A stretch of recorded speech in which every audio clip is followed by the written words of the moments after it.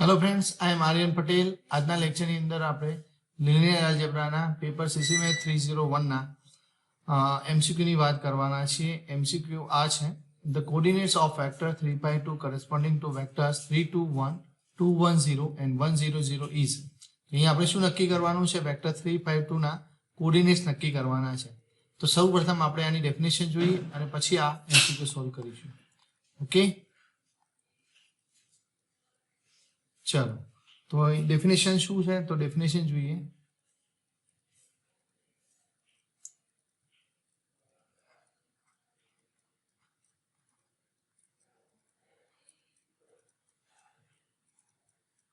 Let B is equal to V1, V2 up to n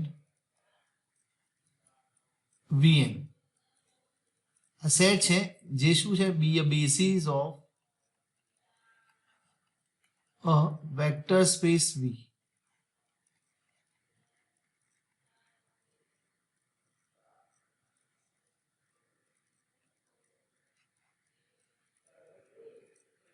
Then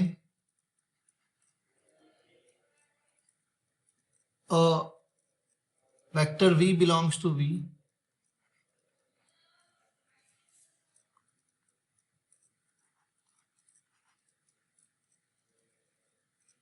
can be written as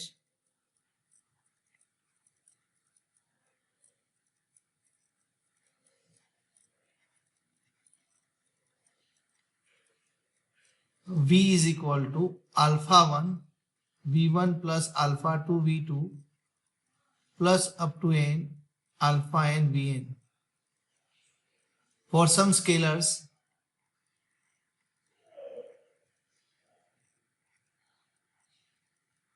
alpha 1 alpha 2 up to n alpha n. તો જો અહીં આપણે શું કહ્યું છે કે v1 v2 vn એ basis છે વેક્ટર સ્પેસનો. તો જો v1 v2 vn બેઝિસ હોય વેક્ટર સ્પેસ v નો, તો v નો કોઈ પણ વેક્ટર હોય v સ્મોલ v, એને આતે તમે v1 v2 vn ના લિનિયર કોમ્બિનેશનમાં લખી શકો. આપણે જાણીએ છીએ ડેફિનેશન બેઝિસ એ પ્રમાણે. ઓકે, તો આ પ્રમાણે ધારો કે v બરાબર આ પ્રમાણે લખેલો છે. તો અહીં આ જે સ્કેલર છે આલ્ફા 1 આલ્ફા 2 આલ્ફા n, એને ધ્યાનમાં રાખો. તો એ જે સ્કેલર છે એનાથી બનતો વેક્ટર છે એને આપણે કોઓર્ડિનેટ વેક્ટર કહીશું. તો શું લખું છું હું? નેક્સ્ટ જુઓ. ધ વેક્ટર કોનાથી બનતો? તો સ્કેલરથી. Alpha 1 alpha 2 up to n alpha n. આ વેક્ટર કોનાથી બનેલો છે? સ્કેલરથી બનેલો વેક્ટર છે. તો આ જે વેક્ટર છે એને આપણે કોઓર્ડિનેટ વેક્ટર કહીશું. સો ઇઝ કોલ્ડ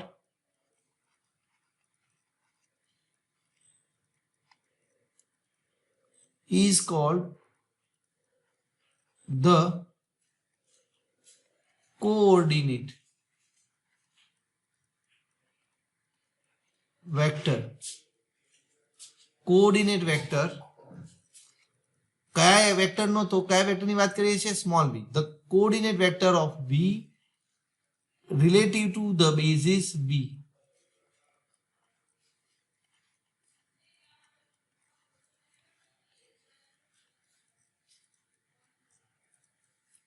ઓકે, તો અહીં આલ્ફા 1 આલ્ફા 2 આલ્ફા n જે સ્કેલર છે એનાથી બનતો જે વેક્ટર છે એને આપણે કોઓર્ડિનેટ વેક્ટર ઓફ v કહીશું.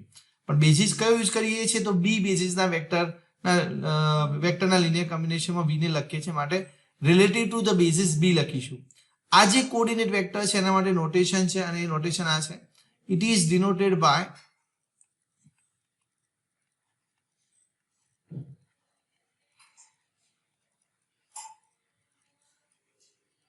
v અને નીચે આ પ્રમાણે b લખીશું. એનો મતલબ એ કે આપણે કોઓર્ડિનેટ વેક્ટર કોનો નક્કી કરીએ છીએ? v નો. પણ કયા બેઝિસની સાપેક્ષમાં? b બેઝિસની. તો એના માટે નોટેશન આ પ્રકારે છે. અહીં જે સ્કેલર છે આલ્ફા 1 આલ્ફા 2 આલ્ફા n, એને આપણે શું કહીશું? તો આલ્ફા 1 આલ્ફા 2 આલ્ફા n જે સ્કેલર છે એને આપણે કોઓર્ડિનેટ વેક્ટર કહીશું. Are called the coordinate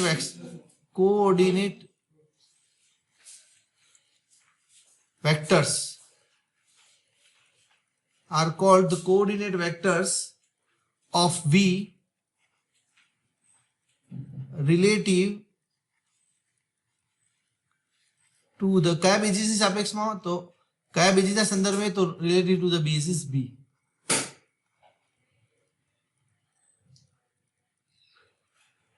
okay, તો આ જે છે સ્કેલર્સ, એને આપણે કોઓર્ડિનેટ વેક્ટર કહીશું, અને સ્કેલર થી બનતો જે વેક્ટર છે એને આપણે કોઓર્ડિનેટ વેક્ટર કહીશું. ઓકે,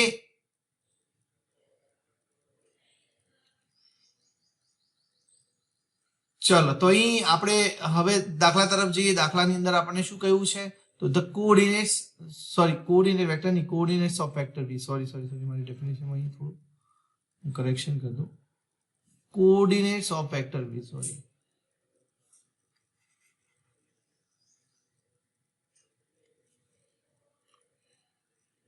અને શું કહીશું? Coordinates of vector B. જો ધ્યાન રાખજો, બે શબ્દોમાં પ્રોબ્લેમ ના થાય. કોઓર્ડિનેટ વેક્ટર આને કહીએ છીએ, આને કોઓર્ડિનેટ્સ ઓફ વેક્ટર કહીએ છીએ. સ્કેલર્સ ને શું કહીએ છીએ? કોઓર્ડિનેટ્સ ઓફ વેક્ટર બી. અને વેક્ટર એ જે સ્કેલર થી બનતો જે વેક્ટર છે ને, એ વેક્ટરને આપણે કોઓર્ડિનેટ વેક્ટર કહીએ છીએ. તો અહીં આપણે શું નક્કી કરવાનું છે? તો કોઓર્ડિનેટ્સ ઓફ વેક્ટર નક્કી કરવાનું છે. એટલે કે આલ્ફા 1, આલ્ફા 2, આલ્ફા n આપણે જે સ્કેલર કહીએ છીએ ને, સ્કેલર નક્કી કરવાના છે.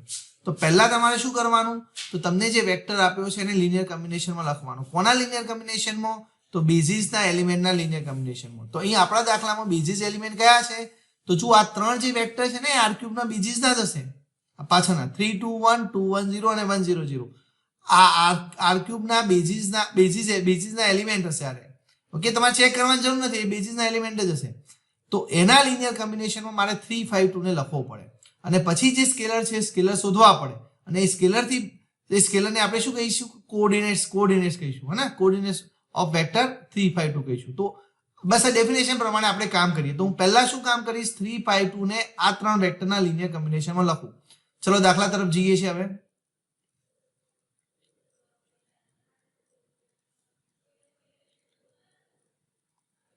તો ચલો સપોઝ હું આપણો જે વેક્ટર છે, કયો વેક્ટર છે? 3 5 2. અને બાકીના ત્રણ બેઝિસના જે વેક્ટર છે એના લિનિયર કોમ્બિનેશનમાં લખીએ. એટલે કે આલ્ફા કયા વેક્ટર છે? 3 2 1 પ્લસ બીટા 2 1 0 પ્લસ ગામા 1 0 0.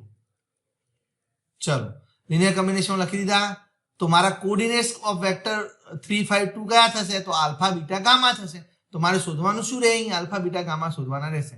ચલો 3 5 2 ઇઝ ઇક્વલ ટુ 3 આલ્ફા, પહેલો કમ્પોનન્ટ કયો બનશે? જુઓ 3 ઇન્ટુ આલ્ફા એટલે 3 આલ્ફા, પ્લસ અહીં બીજામાં જુઓ 2 બીટા, મતલબ પહેલો કમ્પોનન્ટમાં કોણ આવશે? 2 બીટા આવશે, પ્લસ ગામા ઇન્ટુ 1 એટલે કે ગામા આવશે, પ્લસ પછી બીજો કમ્પોનન્ટમાં કોણ આવશે? તો 2 આલ્ફા, પછી અહીં બીટામાં જુઓ, ચલો પ્લસ બીટા બીજા કમ્પોનન્ટની અંદર, અને અહીં બીજા કમ્પોનન્ટની અંદર ગામા ઇન્ટુ 0 એટલે 0 આવે, એટલે લખવાની જરૂર નથી. ચલો હવે ત્રીજા કમ્પોનન્ટમાં કોણ આવશે? આલ્ફા આવશે પહેલામાં, પ્લસ બીટા ઇન્ટુ 0 એટલે 0 આવશે, લખાય નહીં. ગામા ઇન્ટુ 0 એ પણ લખવાની જરૂર નથી. તો લાસ્ટ થર્ડ કમ્પોનન્ટની અંદર ઓનલી આલ્ફા આવે છે. ચલો બંને વેક્ટર સરખા છે, એનો મતલબ કે બંનેના કમ્પોનન્ટ સરખા છે. તો ત્રણ ઇક્વેશન તમને મળે છે. કયા? 3 alpha plus 2 beta plus gamma is equal to 3. બીજું ઇક્વેશન તમને મળે છે 2 alpha plus beta is equal to 5, અને થર્ડ ઇક્વેશન તમને મળશે આલ્ફા ઇઝ ઇક્વલ ટુ 2 મળે છે.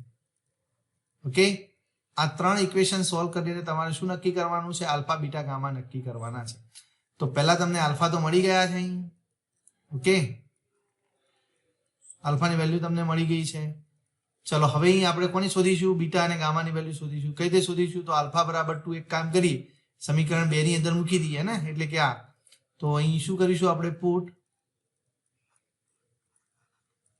Alpha is equal to 2 in કયા ઇક્વેશન ની અંદર મૂકીએ? 2 alpha plus beta is equal to 5 ની અંદર મૂકીએ. તો શું થશે? ચલો 2 આલ્ફા કેટલા થશે? આલ્ફા 2 મૂકીએ તો 4 plus beta is equal to 5 થશે. ધેટ મીન્સ બીટા બરાબર કેટલા થશે? 1 થશે. તો અહીં બીટાની વેલ્યુ પણ તમને મળી ગઈ છે ને, તો બીટાની વેલ્યુ પણ આપણે બોક્સમાં લખી દઈએ. બીટા મળી ગયા છે. ચલો હવે કઈ વેલ્યુ ગણવાની રહી? ગામા. તો તમે શું કરશો? આલ્ફા અને બીટાની વેલ્યુ સમીકરણ 1 ની અંદર મૂકશો. તો પુટ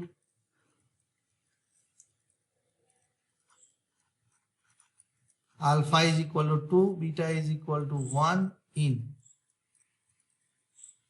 કઈ ઇક્વેશન ની અંદર મૂકશો 3 alpha plus 2 beta 3 alpha plus 2 beta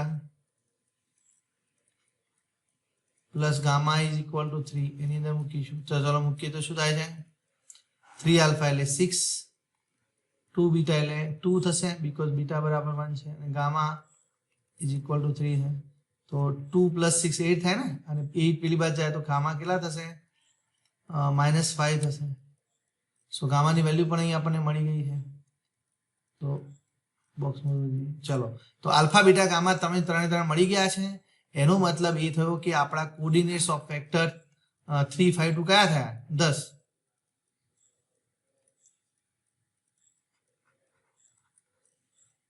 coordinates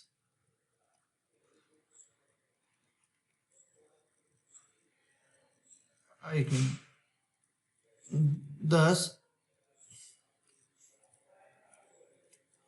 the coordinates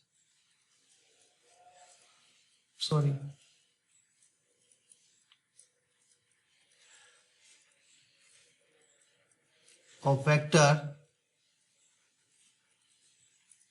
3 5 2 are क्या था 2 1 -5 આ કોઓર્ડિનેટ્સ ઓફ વેક્ટર થાય ને આલ્ફા બીટા ગામા જે સ્કેલર છે એટલે જો ડેફિનેશન પ્રમાણે તમારે કામ કરવાનું છે તમને જે વેક્ટર આપ્યો છે ને આ પ્રમાણે લિનિયર કોમ્બિનેશનમાં લખો બેઝિસ વેક્ટરના પછી જે સ્કેલર હોય એને તમે શું કહેશો કોઓર્ડિનેટ્સ ઓફ વેક્ટર કહેશો તમને કોઓર્ડિનેટ વેક્ટર પૂછ્યું તો આ પ્રમાણે વેક્ટરમાં મૂકી દેવાનું ઓકે તો આપણો આ કયો આન્સર સાચો પડશે 2 1 -5 મળ્યા છે ને 2 1 -5 મળ્યા છે એનો મતલબ કે જવાબ કયો થયો આપણો એ જે છે આપણો આન્સર થયો ઓકે તો આ પ્રમાણે તમે એમસીક્યુ સોલ્વ કરી શકો ઓકે બાકીના એમસીક્યુ આપણે નેક્સ્ટ ટાઈમ ના લેક્ચરમાં જોઈશું ઓકે